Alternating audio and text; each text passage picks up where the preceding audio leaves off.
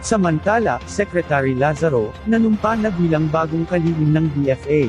Formal nang nanumpa kay Pangulong Ferdinand Marcos Jr. bilang bagong kalihim ng DFA, si Secretary Maria Teresa Lazaro.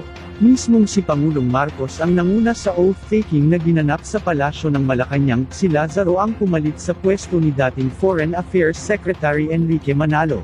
Ginawaran din si Lazaro ng Order of Sikatuna ni Pangulong Marcos dahil sa kanyang katangi-tangi at dedikasyon sa serbisyo publiko sa loob ng 4 na dekadang exemplary leadership, partikular sa bilateral at multilateral diplomacy.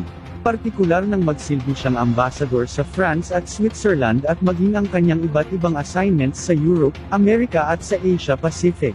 Kinilala ang naging ambag ni Lazaro sa interes ng Pilipinas critical foreign policy issues, kabilang ang maritime security, regional peace and stability, at multilateral cooperation.